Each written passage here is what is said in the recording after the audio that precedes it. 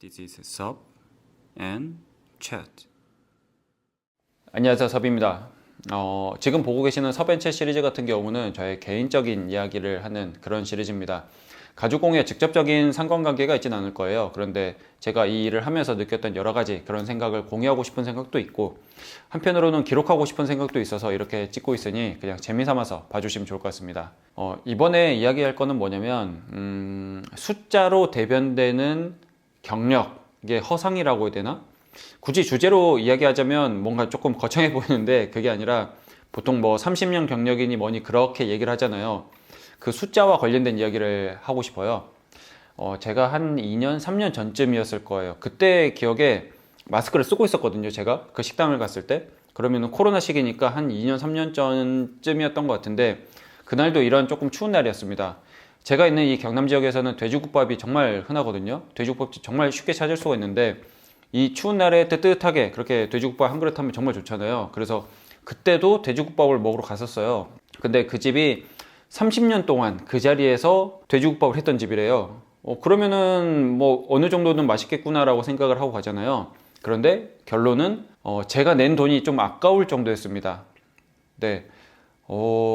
네. 제가 입이 고급이 아니거든요. 뭐 굳이 표현하자면 약간 이제 저렴이 버전이라서 뭘 먹더라도 정말 맛있게 먹고요. 그냥 이 정도면은 충분하지라고 생각하는 편이에요, 언제나. 그래서 뭘 먹어도 괜찮고 돈이 아깝다라고 생각하는 적이 그리 많지 않은데 그 국밥집은 예, 제가 낸 돈이 조금 아까웠어요. 물론 히스토리가 있을 수도 있겠죠. 뭐 주인이 바뀌었을 수도 있고 그날 뭐 상황에 따라서 그럴 수가 있는데 어찌됐든 저희가 생각하기에 새로 개업한 집이 아니라 30년 동안 돼지국밥을 거기서 만들었던 집이라고 되어 있잖아요. 그러면 당연히 제가 생각하는 기대치도 새로 오픈한 집보다는 조금 더 높을 거 아니에요. 근데 이조차도 도달하지 않았다라는 거죠. 그러고 나서 어느 날 제 일을 하다가 갑자기 그 국밥집 일이 생각이 나는 거예요. 제가 하는 이 가족공예와 조금 비교를 해서 그런 생각이 들더라고요. 뭐 예를 들어서 지갑을 20년 동안 만든 사람이 있고 17년 동안 만든 사람이 있어요. 그러면 20년 동안 가죽 지갑을 만든 사람이 17년 동안 가죽 지갑을 만든 사람보다 실력이 좋을까? 혹은 지갑을 잘 만들까? 라고 누군가가 물어봤을 때 그렇다라고 얘기를 할 수 있을까? 라는 생각. 그러니까 단순히 숫자 비교를 가지고 그걸 재단을 할 수가 있을까? 비교를 할 수 있을까라는 생각이 들더라고요. 그리고 뭐 예를 들어서 그런 경우들 있죠. 내가 가죽공예를 25년을 했는데 라는 그런 거. 그러면 저 사람이 얘기하는 가죽공예는 어떤 가죽공예를 했길래 그 25년이라는 것을 가죽공예라는 큰 범주로 포함을 할 수 있을까라는 그런 생각이 들더라고요. 아까 제가 얘기했던 그 두 번째 예 같은 경우는 어떤 느낌이냐면 제가 요리를 30년 동안 했다라고 얘기를 하는 거예요. 제가 요리 경력이 30년입니다 라고 얘기를 하는 거하고 조금 비슷한 거죠. 그러면은 이 영상을 보시는 분들도 그 생각할 거예요.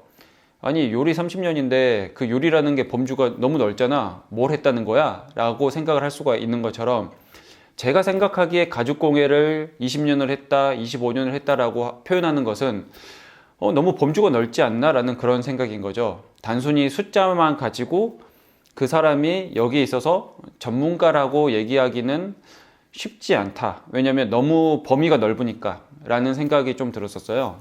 그런데 이 경력, 이 숫자로 대변되는 경력은 절대 무시할 수가 없습니다. 그만큼 뭔가를 반복적으로 오래 그렇게 해온 그거는 절대 무시할 수 있는 게 아니거든요.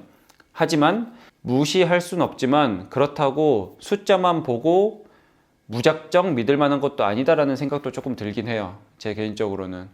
왜냐면 뭐 저희가 실제로 이런 예도 있잖아요. 당연히 숫자, 그 시간, 기간을 보고 평가를 할 때는 공부에 비견해서 얘기를 하는 경우도 있습니다. 아마 제 영상을 보시는 분들은 자녀가 있으신 경우들이 좀 많은 것 같아요. 지금 퍼센트로 보니까 자녀들이 공부를 했대요. 주말 동안 이틀 내내 공부를 했대요. 그런데 보고 나서 맨날 저희는 잔소리 하잖아요. 뻘짓을 하진 않았는지 뭘 하진 않았는지 단순히 그 이틀 동안 공부를 열심히 했다라는 거를 믿진 않거든요. 그 이틀이 어떻게 채워졌는지를 생각을 하는 거잖아요. 저희는 그걸 보고 공부를 열심히 했느니 뭔가 그 학생으로서 본분을 잘 했느니 아니면 시험 대비를 잘 했느니를 평가를 할 수 있는 거잖아요. 그것과 비슷합니다.